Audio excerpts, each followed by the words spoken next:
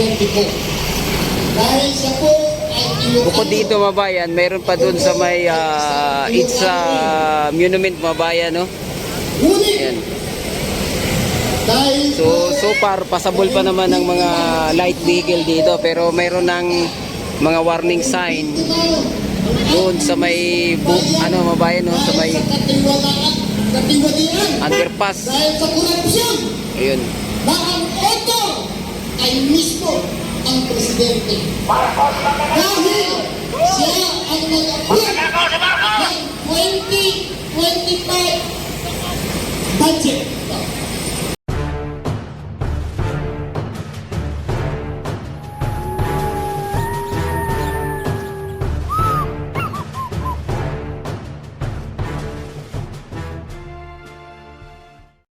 Hello guys, good morning, no? Ayan, andito tayo ngayon sa may tapat ng Robinson Galleria, mabayan, no? At ito, update muna tayo sa kaganapan ngayon. Ito, nagsimula nang nag-build up yung mga kababayan natin dito, nagprotesta laban sa napaka-tinding korupsyon sa ating bansa. Ayan, no?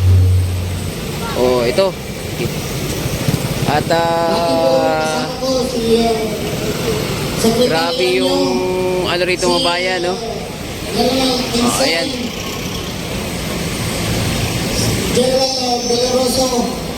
Ito yung nagsasalita ngayon ay dating retired general. Ayan na mga bayan. Pilipino para gulas-gas po ang ating damdamin. Ako po'y taga-Barang La Union. Burong La Union mga bayan. Sa parte ng Region 1 po. Dahil region po si Presidente Marcos. Siya po ay binoto ko bilang presidente po. Dahil siya po ay Bukod dito mga bayan, mayroon pa dun sa may Itza Monument mga bayan, no? Ayan. So far, pasabol pa naman ng mga light vehicle dito, pero mayroon ng mga warning sign doon sa may mabayan, no? Sa may underpass. Dahil sa korupsyon Ayun. na ang author ay mismo ang presidente. Dahil siya ang nag-approve ng 2025 budget. Maraming insertion, maraming mga projects sa DPWH. Lumabas po maraming those projects standard. Kahit sa Ilocos mga bayan, no? Gaya ng sinabi ni former Governor Chavit Singson na napakarami pala ring project ang mga Marcos o ang Diskaya rin ang may hawak mga bayan. Magmula sa pinakababa, Ayan. Balacan, ang barangay, hanggang Malacanang. Naniniwala ko may korupsyon. Pero itong nangyari po dito, ngayon, ay sobrang karapalan, at mula kahit noon, may mga korupsyon, pero tolerable. Maraming klase ang korupsyon. Katulad po, noon, kasama ko sa uniform, ang hindi pagpasok ng maaga, ngunit pag-alis ng maaga, yan po ay pagnanakaw.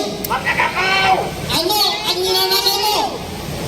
Oras at binabayaran ka ng mga tao. Yan po ang isang korupsyon.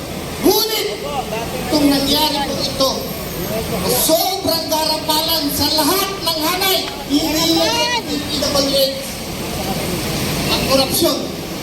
Sa lahat ng sanay, meron korupsyon. Hindi lang po na ibubulgar.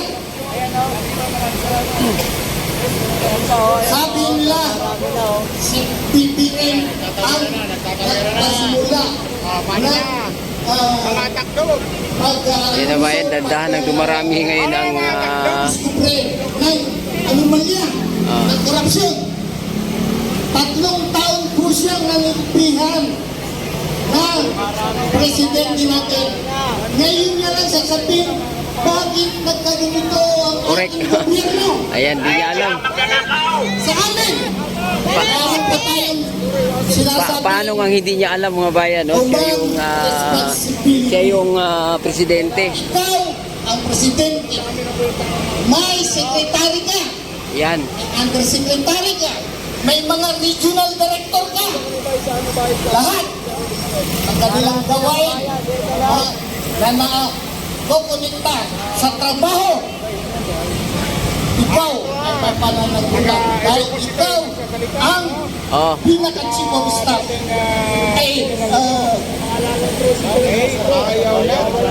President, meron kang tungkulin na pangalagaan, kontrolin ang nasa baba sa iyo. Pwede mo silang kuridin. Sa amin, alam ko, ang ating mga kapulisan, ang ating mga kasundaluhan, o other uniform force ay nagagampanan nila ang trabaho nila katulad ngayon. They serve the chain of command. Yes, that is your moral duty to observe the chain of command. However, kapag ang iyong superior ay hindi nagbibigay, hindi umaayon ang kanyang ginagawa sa konstitusyon, illegal ang binibigay niyang order, you don't have the moral duty to follow. Wala na ba doon? Wala kang obligasyon na sundin siya. Pwede mo na siya sumayin at limanda. Para hindi makakawag ka Immediate supervisor o kung sino man nakakataas. Only legal orders. Naging biktima ang ating bayan. Kaya ako'y nagising. Hindi ko na matiis ang ating damdamin. Kaya ako po'y lumuwas. Tinawagan ko ako ang dati kong mga kasamahan, si General Insay, na lumahok dito. Upang sabihin ang katiwalaan ng gobyerno. Itong administrasyon na ito, ang the worst administration. Maraming namatay dahil sa baha. Maraming mga properties na nasira dahil sa baha, dahil sa kagagawan ng mga korap na opisyal. Imbis ko na ibibigay nila na serbisyo, na tamang serbisyo. Ngunit dahil sa nanakaw nila ang pera, ang kaban ng bayan, ang pera natin at pinagbayad natin sa pampasweldo sa mga kawani ng gobyerno. Sana po, magkaisa po tayo. ayan mga bayan, itong nagsasalita ay dating former hinel ng EFP. Administrasyon nito na ubod ng kurap. Grabe nga. Magdanakaw si Marcos. Ayan. Ayan mga bayan.